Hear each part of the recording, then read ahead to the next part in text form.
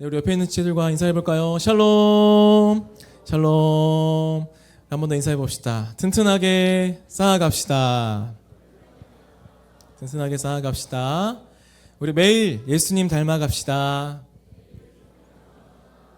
네, 아멘. 우리 매일 튼튼하게 우리의 신앙과 또 여러 가지 것들을 쌓아가고 또 매일 한 절이라도 예수님을 닮아가는 우리 가온누리 청년부 되기를 주님의 이름으로 소망합니다. 네, 우리 오늘 말씀 같이 한번 읽도록 하겠습니다. 오늘 우리에게 주시는 하나님의 말씀은 마태복음 26장 26절부터 30절까지의 말씀입니다. 우리 한 절씩 교독하고요. 마지막 절은 합독하도록 하겠습니다.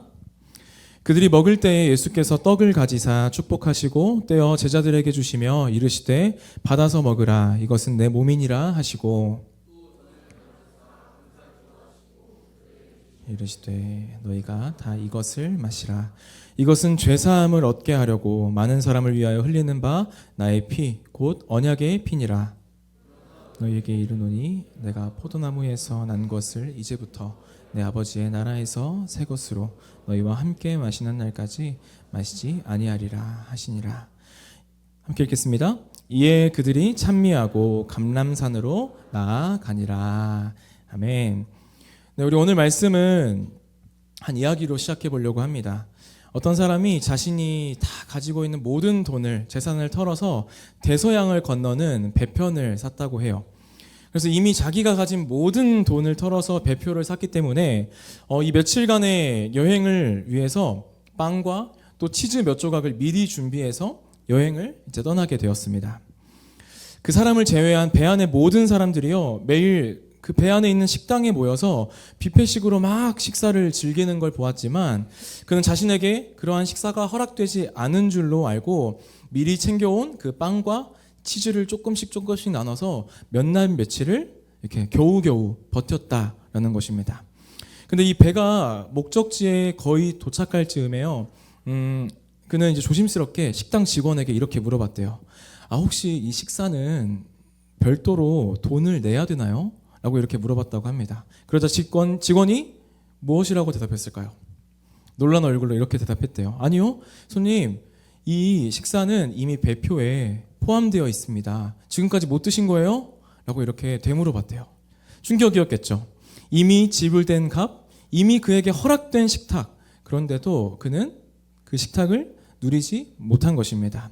이 이야기는요, 자기가 이미 가지고 있는 이 권리를 알지 못해서 누리지 못하는 모습을 보여주고 있습니다. 여러분, 오늘은 어떤 예식이 있는 날이죠? 네, 오늘은 성찬 예식이 있는 날입니다. 여러분은 성찬식이 무엇이라고 생각하고 또 이 성찬이 어떤 의미를 가지고 있다라고 알고 계신가요? 네, 아까 나눠준 것처럼 맞습니다. 우리가 중학교 때 만약에 세례를 받았다면 1년에 2번 정도 성찬에 참여했다면 지금까지 적어도 20번 이상은 여러분들이 다 이 성찬에 참여했을 거예요. 여러분들은 그때마다 무엇을 느끼고 무엇을 묵상하면서 성찬을 보내셨나요? 오늘 함께 말씀을 나누면서요, 성찬을 나누면서도 참여하면서도 그냥 형식적으로 반복되는 행사처럼 여기지 않았는지 우리가 한번 점검해 봤으면 좋겠습니다. 형식적이라는 말이 왜 위험하냐면요, 그건 왜 하는지 어떤 의미가 있는지 그 본질은 잊은 채로 늘 해오던 대로 아무 생각 없이 그냥 하는 것을 말하기 때문입니다. 성찬도 마찬가지죠. 우리가 만약에 성찬에 대한 참된 의미를 모르고 그저 그냥 떡을 먹고 잔을 마시는 행위만 반복해 왔다면 그것은 단순히 우리에게 유익이 없는 정도가 아니라요, 예수님의 피와 몸에 대해서 죄를 짓는 일이다 라고 이렇게 말을 합니다. 우리는 앞서 나눴던 것처럼 이미 차려진 식탁이 준비되어 있는지도 모르고 쫄쫄 굶고 있는 사람처럼 살고 있는 건 아닌지 오늘 말씀을 통해서 우리 함께 돌아보았으면 좋겠습니다. 그래서 오늘 우리는 함께 성찬에 대해서 나누려고 해요. 성찬이 어떤 풍성한 의미를 가지고 있는지, 그리고 그것이 오늘 우리의 삶 속에 어떻게 실제적인 은혜로 이어질 수 있는지 함께 살펴보고자 합니다. 이 진짜 의미를 깨닫고 누릴 때요, 우리는 그 식탁 앞에서 큰 기쁨을 경험할 수 있게 될 것입니다. 우리가 이런 기대하는 마음을 가지고 우리 함께 말씀을 살펴보도록 하겠습니다. 우리 기독교에는 예수님이 직접 제정하신 두 가지 성례가 있습니다. 무엇과 무엇일까요? 하나는 지금 오늘 힌트가 있죠. 뭐죠? 성찬이 있고요. 하나는 무엇이죠? 성찬을 받으려면 세례를 받아야 됩니다. 예수님께서 직접 제정하신 세례와 성찬, 이것이 두 가지 거룩한 예식입니다. 세례가 예수님과의 연합이 시작되었다라는 것을 의미한다면 성찬은요, 그 연합을 계속해서 누리고 기억하는 자리이죠. 예수님께서는 그 십자가에서 달리시기 전날 밤에요, 제자들과 함께 모여서 마지막 식사를 나누시면서 이렇게 말씀하셨어요. 우리 누가복음 22장 19절에서 20절 말씀 같이 읽도록 하겠습니다. 나와주세요. 나왔나요? 혹시 있나? 없어요? 네. 우리 같이 읽도록 하겠습니다. 시작. 또 떡을 가져 감사기도 하시고 떼어 그들에게 주시며 이르시되 이것은 너희를 위하여 주는 내 몸이라 너희가 이를 행하여 나를 기념하라 하시고 저녁 먹은 후에 잔도 그와 같이 하여 이르시되 이 잔은 내 피로 세우는 새 언약이니 곧 너희를 위하여 붓는 것이라. 아멘. 예수님께서는 우리가 너무나 잘 알고 있는 것처럼 십자가에서 몸을 찢기시고 피를 흘리시며 돌아가셨습니다. 그래서 우리가 성찬에서 나누는 이 떡은 예수님의 몸을 의미하고요. 피는 무엇이죠?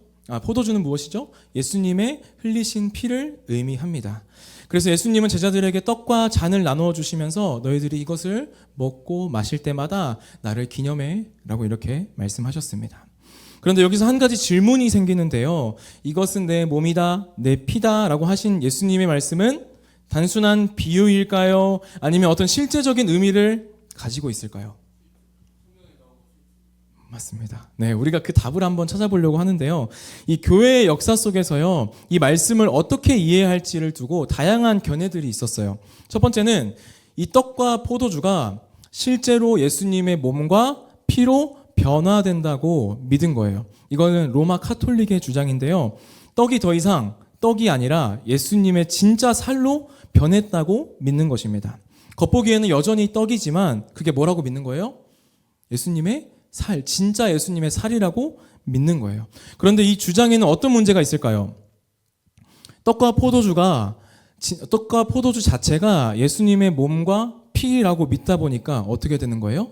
떡과 잔을 숭배하게 되는, 떡과 잔 자체가 우상이 되어버리는 그러한 잘못으로 이어지게 된다는 것이죠. 제가 한 이야기를 들었는데요. 한 카톨릭 신자가 병이 들어서 몸이 많이 약해졌다고 해요. 그래서 비위도 많이 약해졌나 봐요. 그래서 제대로 음식을 삼키기조차 어려운 상태였는데 그래도 그 아픈 몸을 이끌고 꾸역꾸역 미사에 참여하고 성찬에 참여했대요. 근데 성찬의 떡을 넘기지 못하고 토를 해버렸대요. 그런데 이 상황에서 신부는 어떻게 했을까요?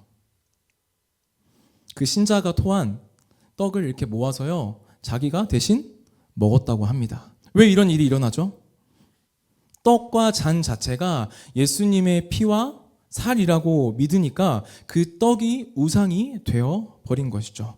이처럼 떡과 잔 자체가 신성이 있다라고 생각하는 것은 결국에 우상 숭배로 흐를 수 있는 위험이 있다라는 것입니다. 반대로 어떤 사람은요, 이 성찬을 단순한 기념하는 것이라고 생각합니다. 여러분, 우리 해외여행 갔다 오면 다들 뭐 사오세요? 네? 기념품으로 뭘 사오시죠? 우리 냉장고에 막 뭐 붙이잖아요. 마그넷을 하나씩 꼭 사오시죠. 예를 들어서 파리에 갔다고 하면 파리 에펠탑 마그넷, 아니면 뭐 로마 콜로세움 마그넷, 뭐 하와이의 해변 마그넷, 이런 것들을 사옵니다. 그리고 그 냉장고를 볼 때마다 어떤 생각이 들어요? 그때 파리에서 에펠탑 진짜 예뻤는데, 로마 콜로세움 주변에서 먹은 피자 진짜 맛있었는데, 막 이런 생각들이, 추억들이 떠오르게 되죠. 하지만 우리가 마그넷을 본다고 해서 그 순간이 다시 찾아오나요? 찾아오지 않나요? 찾아오지 않아요. 마그넷이 파리의 에펠탑을 우리 방에 가져와요? 그러지 않는다는 거예요. 그저 그때의 추억을 기억하게 해주는 물건일 뿐입니다. 성찬을 바로 이런 식으로 생각하는 거예요. 떡과 포도주를요, 마치 여행에서 사온 그 마그넷처럼 예수님의 십자가 사건을 단지 기념하게 해주는 상징일 뿐, 그 안에는 어떤 실제적인 은혜나 임재가 담겨 있는 건 아니다라고 본 거죠. 하지만 우리가 이렇게 성찬을 단순히 기념품 정도로만 여긴다면 신앙이 자칫 하나님 중심이 아니라요, 내 느낌으로 흘러갈 가능성이 있습니다. 이 성찬을 참여할 때 내가 오늘 얼마나 감동을 받았는지, 내가 얼마나 마음속으로 주님의 사랑을 깊이 느꼈는지, 이것이 성찬의 풍성함을 가져다주는 기준으로 바뀌게 되는 것이죠. 그러다 보면 이 성찬의 주인이신 예수님이 아니라 내 느낌과 내 경험이 이 성찬의 핵심이 되어버리는 잘못으로 이어질 수 있다라는 것입니다. 그렇다면 우리는 어떻게 성찬을 참여해야 할까요? 우리가 잘 따르고 있는 이 종교개혁자 칼빈은요, 성찬을 단순한 상징이나 추억으로 보지 않았습니다. 그는 성찬을 통해서 진짜 실제로 하나님의 은혜가 우리 가운데 주어진다라고 믿었어요. 지금도 살아계신 예수님께서 성찬을 통해서 우리에게 생명을 나눠주신다라는 것이죠. 하지만 이 떡이요, 카톨릭이 믿었던 것처럼 실제로 예수님의 살로 변화된다고 하거나 예수님이 하늘에서 땅으로 내려와서 떡 안에 들어오신다라는 식의 설명은 받아들이지 않습니다. 왜냐하면 우리 예수님은 부활하신 후에 육체는 어디 계시죠? 하늘에 계시기 때문이죠. 그렇다면 이러한 질문이 생깁니다. 우리는 성찬에서 그러면 어떻게 예수님을 만날 수가, 실제로 어떻게 예수님을 만날 수가 있는 것일까요? 누구를 통해서 우리는 만날 수 있을까요, 예수님을? 그리스도의 영이신 성령님의 도우심으로 우리는 그것이 가능합니다. 성령님은 누구의 영이실까요? 하나님의 영이시고 그리스도의 영, 예수님의 영이시고 지금도 우리의 안에서 내주하시며 일하시는 분이십니다. 그렇기 때문에 우리가 눈에 보이는 건 떡과 포도주이지만 성령님은 그 안에 영적으로 실제로 임재하셔서 우리가 그것을 먹고 또 마실 때마다 예수님과 실제로 연결되게 해 주신다라는 것이죠. 쉽게 말하면 이런 거예요. 좀 이런 비유가 들기 좀 그렇지만 마치 와이파이가 우리가 눈에 보이지 않아도 우리 핸드폰을 인터넷에 연결해 주는 것처럼 성령님은 우리를 예수님의 생명과 연결해 주시는 보이지 않는 연결고리와 같다라는 것입니다. 그래서 성찬은요, 형식적인 종교 의식이 아니라 지금 이 순간 여기서 예수님의 은혜를 실제로 받는 통로가 될 수 있는 것이죠. 그래서 성찬은 마치 하나님께서 자녀들에게 이렇게 정성스럽게 차려주시는 풍성한 은혜의 식탁과도 같습니다. 제가 고향이 전라도 광주인데 이제 광주에 한 1년에 한두 번 이렇게 내려가면 어머니가 이렇게 식탁을 어떻게 차려주실까요? 팔첩반상도 아니고 진짜 10가지 이 반찬을 막 상다리가 휘어질 정도로 이렇게 차려주시는 거예요. 부모님이 사랑하는 자녀를 위해서 정성껏 그 밥상을 차려주시는 것처럼 하나님도 우리의 영혼을 위해서 예수님의 몸과 피를 나누어 주시는 그 식탁을 준비해 주신다라는 것이죠. 그렇다면 우리가 이 성찬을 통해서 누리는 유익은 무엇일까요? 여러분 혹시 지금까지 성찬을 많이 해보셨을 텐데 보통 성찬식 하면 어떤 분위기가 막 떠오르세요? 어떤 분위기가 막 떠올라요? 말해보세요. 아프고 좀 약간 침울하고 또 조용하고, 맞아요. 그런 마음이 숙연해지고 분위기가 무거워지는 경우가 참 많이 있죠. 왜 그럴까요? 우리 대부분 떡과 잔을 받을 때 무슨 생각해요? 맞아요. 예수님이 나를 위해서 채찍에 맞으시고 그 십자가에 달리신 모습을 마음속에 그려보기 때문에 우리는 조금 무거워지기도 하고 마음이 숙연해지기도 합니다. 그러다 보면요, 막 눈물이 나기도 하고요. 막 주변에서 무슨 소리가 들려요? 막 이렇게 훌쩍거리는 소리가 들리기 시작합니다. 이런 분위기 속에서 괜히 나도 막 울어야 될 것 같고 감동을 이 눈물로 표현하지 않으면 좀 덜 은혜 받은 것처럼 느껴지기도 한다라는 것이에요. 맞습니다. 물론 이 성찬은요, 예수님의 죽으심을 기억하고 묵상하는 자리가 분명히 맞아요. 하지만 그것이 전부가 아니라는 거예요. 오히려 성찬은 그 이상의 놀라운 은혜가 담긴 자리입니다. 성찬이 우리에게 주는 첫 번째 유익은요, 확신이에요. 확신. 다시요. 성찬이 우리에게 주는 첫 번째 유익은 확신입니다. 그리고 이 확신은 우리의 마음에 깊은 위로를 주죠. 성찬은 우리에게 어떤 확신을 주는 것일까요? 제가 이렇게 하고 있는 이 설교는요, 귀로 듣는 말씀이라면 성찬은 눈으로 보이는 말씀입니다. 우리가 떡을 먹고 잔을 마시면서 단순히 예수님의 과거 그 사건, 2000년 전의 그 사건을 떠올리는 정도가 아니라 그분이 지금 나와 함께 하신다는 사실을 눈으로 보이는 방식으로 확신하게 된다라는 것이죠. 제가 오랜만에 반지를 꼈어요. 결혼한 지 이제 3년 됐는데 저는 이렇게 귀찮아가지고 잘 안 끼는데 설교 때문에 끼고 왔습니다. 저의 네 번째 손가락에 반지가 껴 있죠. 이 반지는 어떤 의미일까요? 어떤 의미예요? 이 반지는 단순한 액세서리가 아니라 이 사랑의 서약이 담긴 보이는 약속이죠. 다른 사람들이 이 반지를 보면 어떤 생각이 들까요?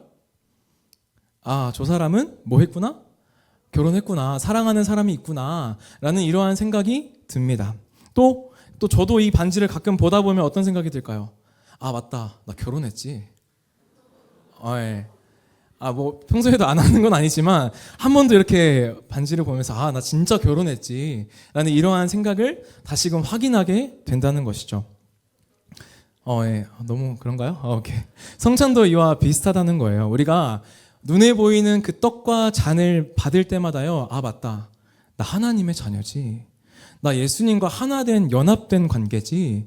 우리 안에서 이러한 고백이 나오게 되는 것이죠.